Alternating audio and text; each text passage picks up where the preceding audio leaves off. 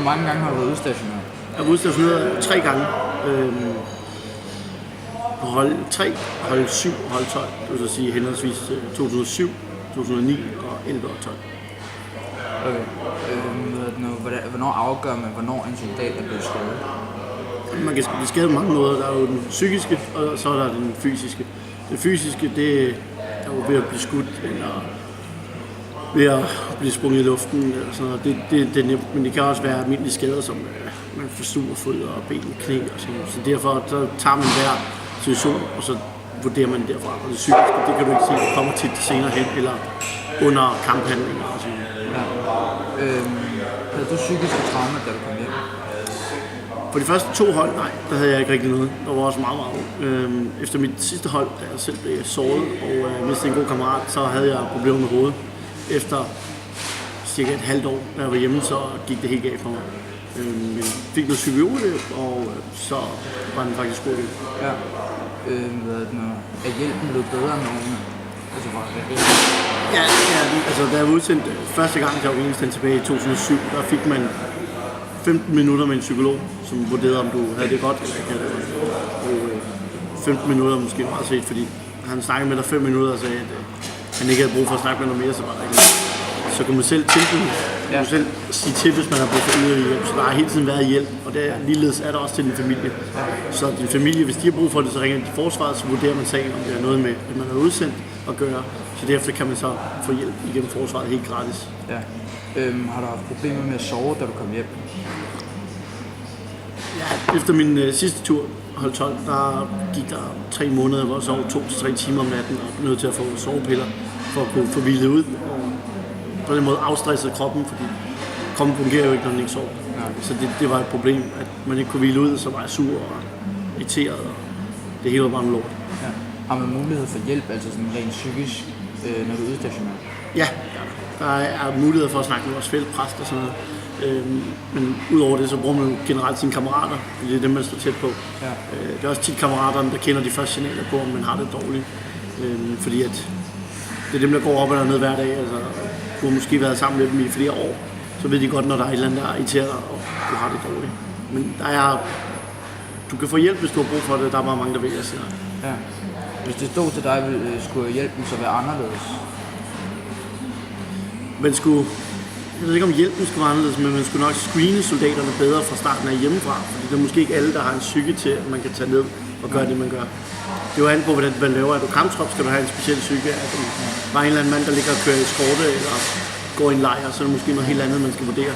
Men skal du ud ved fronten og kæmpe, som jeg selv har gjort, og man kan miste kammerater og sige de ting, man kan, så skal man måske have en anden psyke. Så screeningen til soldater skal måske være bedre hjemmefra, inden man siger, at man kan blive udsendt. Hjælp din familie der med at blive forberedt på at blive udsendt? Min far er gammel soldat, så jeg har altid lagt i kortene, at jeg selv skulle være soldat, og altid interesseret mig for faget. Ja. Så der har været støtte hjemmefra. Men forberedt, nej, altså det er sgu ikke. Selvfølgelig der har altid været støtte, og jeg tror, det er det vigtigste, familien kan, det støtte. Ja. Følte du, at du blev en forskel? Ja, altså jeg kunne se fra det første hold og til det sidste hold, hvor meget forskellen, altså meget, landet har forandret sig i den tid. Ja. Så det er nok den største forskel, man gør, men jeg tror desværre, at i Afghanistan tager mange år for, at man kan lave en forskel. Man skal lave en generationsskifte, og så skal vi måske være mindre synlige, og så hjælpe dem med at stabilisere landet, i stedet for at måske lave kampopgaverne. Ja. Fordi det gider ikke have os der, så vi er bare mere en pestilens. Der er nogen, der vil have os, nogen så, men jo, du hjælper dem, du kan, og så må du tage det. Du kan ikke redde hele verden. Ja. Du kan hjælpe en lille smule, og hvis du er tilfreds med det, du gør, så det.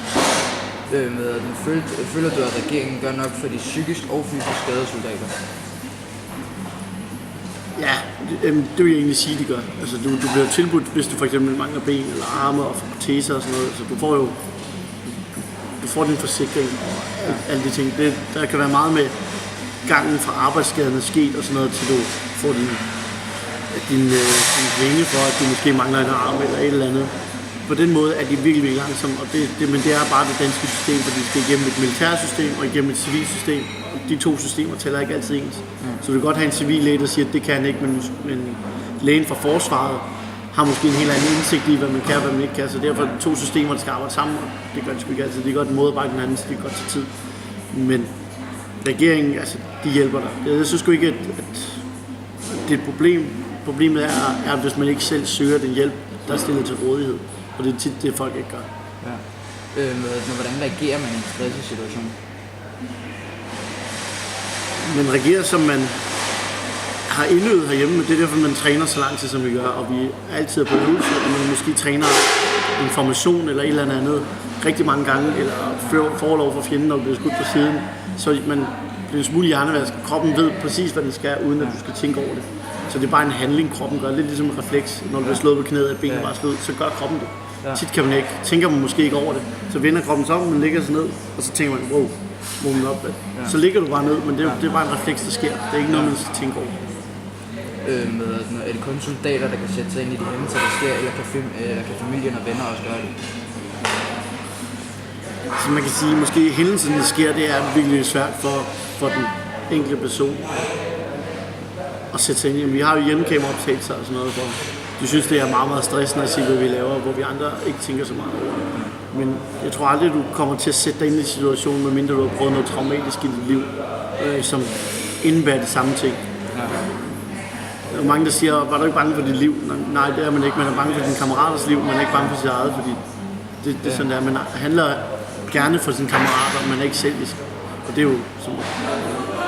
I den dokumentar, du var med i, der råber I pandekage. Ja, hvad mener I med det?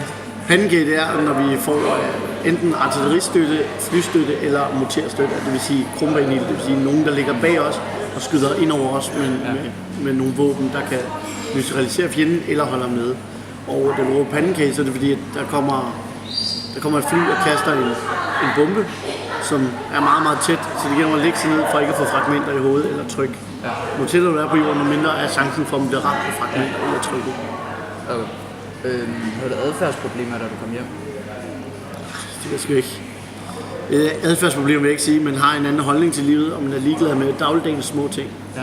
Og generelt er det normale mennesker brokker sig over de små ting, som at sidde i kø, eller som om, at nu virker opvaskemaskinen, ikke? Der er ikke nok mælk i køleskabet, eller sådan noget, hvor man er vant til at leve ude i ingenting, og ikke have mælk, og altid have vand og ting. Men man ser på livet på en helt anden måde, men det er måske ikke altid godt, men det er fordi, man ikke kalder det adfærdsproblemer, man ser bare folk som lidt latterlige over små problemer, hvor der er så meget andet, der er vigtigere. Ja. Er du nogensinde gået i chok, da du var ude i marken? Nej, aldrig. Hvordan var det at medvirke i Panternes Børn? Selve operationen, når man laver det, så var det bare det vildeste nogensinde. Jeg har aldrig nogensinde prøvet noget, der er så vildt. Altså jo, man har været i ildkamp mange gange, men at angribe igennem et minefelt, hvor man ved, der ligger noget, og man normalt bare prøver at undgå, men alligevel skal gøre igennem det, så er det vildt. Ja. Og så generelt at bare prøve noget så stort, og bare vide, at man skal ned og fjerne en fjende fra et område, som generelt altid er stærk i det område, hvor man ikke kommer. Så kan man jo ikke andet end synes, det er fedt. Så der følte virkelig, at man gør en forskel? Ja, det gør man, fordi man skulle ned og fjerne en fjende, som var tyranniseret. Og man kan jo se området bagefter, vi har været der, hvordan det udvikler sig. Ja. Det er sådan noget andet af, hvordan det ser ud nu. Men så hvad tænkte du, da du så dokumentaren i fjernsynet? Jeg tænkte, der var nogle andre ting, jeg tænkte over. Måske ikke så meget over det, men det er mere reaktionerne fra folk omkring det. Fordi at de ser noget andet, end man egentlig selv ser. Jeg har aldrig nogensinde tænkt over, at britterne havde mistet mange mennesker, da vi skulle angribe frem igen. Men det var først, da man egentlig så programmet, at man tænker over det, hold da op. Ja. Det gjorde de egentlig, men man tænker jo bare, at man skal overleve, og man skal bare fremad. Man gør sit arbejde. Ja. Og så om du er bange eller ej, så gør du det for dine kammerater. Ja. Fordi man gerne vil hjælpe dem alle sammen. Har du mistet nogle kollegaer i krig? Ja, det har jeg. På hold 12, der mistede jeg min dyse skytte, blev selv såret, og vi var 5 såret, 1 død. Ja. Og så har jeg mistet andre ved siden af. Jeg var selv med på hændelsen, og var selv med til at prøve at lave først hjælp på ham, men det var ikke så meget der. Ja. Så ja, det har jeg. Nu skal det for den her. Har du fået et andet syn på verden og de mennesker omkring dig? Ja, det har jeg. Altså, men man får også... Jeg vil ikke sige et had, men man får et lille smule had til de mennesker, der er dernede, fordi At de prøver at gøre livet sygt for alle andre mennesker end dem selv. Det er jo meget få mennesker, der prøver at styre et land, hvor de vælger at tage et land, som var meget, meget frem i 70'erne, indtil Taliban tog over, og så kørte de det helt ned tilbage i stenalderen næsten. Så, men ja, det giver helt klart en anden forståelse for mennesker, og hvordan man ser andre mennesker lide. Det ser man ikke i Danmark, dernede så du små børn på 2 år, der ikke har sko på, men brokker sig aldrig, de kan flinger i hovedet og alt muligt mærkeligt. De piver ikke. Nu er hardcore fuldstændig. Hvad tænkte du, da du blev beskudt første gang? Det er fedt. Det er sgu egentlig det. Ja. Men det er lidt som en fodboldspiller. Så er du ikke på bænken længere, du er ude og spille kamp. Ja. Det er den nemmeste måde at forklare det. Okay. Har du problemer med at skyde nogen fra Taliban? Nej. Men det er sjældent, man ser de personer, man skyder, hvor man skyder mod et glimt, man ser. Så det er sjældent, når man rammer dem, medmindre du er meget, meget tæt på.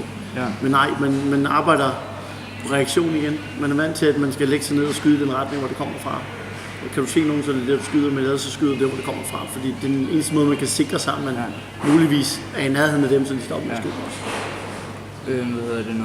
Prioriterer man ens højt lever end andre, når man er udstationeret? Altså ens kollegaer og... Jeg tror ikke, man prioriterer sit eget liv på den måde, man prioriterer sine kollegaer. Det er det, man prioriterer. Fordi man gerne vil have det med, at de prioriterer dig, og du prioriterer dem.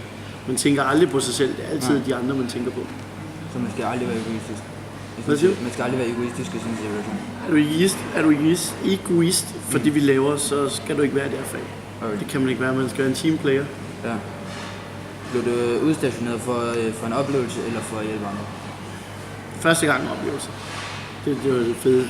Det skulle bare prøves. Anden gang for kammeraterne, og for oplevelsens skyld igen. Ja. Og så begyndte det bare at arbejde. Tredje gang, det var kun fordi delingen skulle afsted, og man ikke har lyst til at tage afsted uden. At man selv vidste, der skulle ske. Ja. Hvad tænker man, når man går igennem lufthavnen, og man måske aldrig ser sin familie igen? Ja, det er et eller andet sted den værste følelse nogensinde. Men på samme tid, så skal du ned og lave dit arbejde, så det er også fedt. Man glæder sig både til at komme til Afghanistan, men man er trist over, at man skal forlade det hjemme, og nu skal aldrig se dem igen. Men hvis du har den holdning til, at du aldrig ser det igen, så er det jo så er det lige meget. Ja.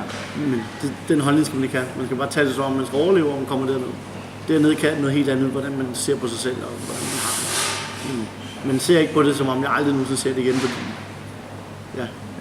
det skal man ikke. Hvis du fik chancen, ville du så udstationeres igen? Ja. Det ville du? Ja. Havde din families mening en stor betydning for din karriere? Nej. Aldrig. Altså, enten så støtter du mig, eller så lader du være. Altså, det er det, jeg laver, og det er det, jeg er god til. Okay. Er det hårdest fysisk eller psykisk? Hvad er hårdest for kroppen og for dig? Altså, det fysiske er hårdt. Det psykiske kommer først, når man kommer hjem, fordi man kører så højt på adrenalin, og dernede, så kroppen den arbejder bare hele tiden for dig. Ja. Altså fysisk, man er træt og sådan noget, men dernede mærker man det ikke på samme måde. Man kommer hjem med mange skader ondt i skuldrene og ryggen og sådan noget. Men jeg tror, det er, når man tænker over, at det er det 50-50 fysisk og psykisk, fordi at man hele tiden arbejder i et stille område, så skal du være på. Sådan kører det hele tiden, så det er meget op og ned. Hvad er vigtigst, tillid eller loyalitet?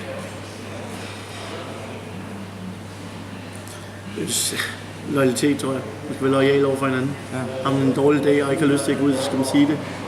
Og tilliden, den synes jeg selv hører sammen med loyaliteten. Er du loyal, så har folk også tillid til dig. Det var det eneste. Ja. Tak fordi du ville være med. Det var så lidt.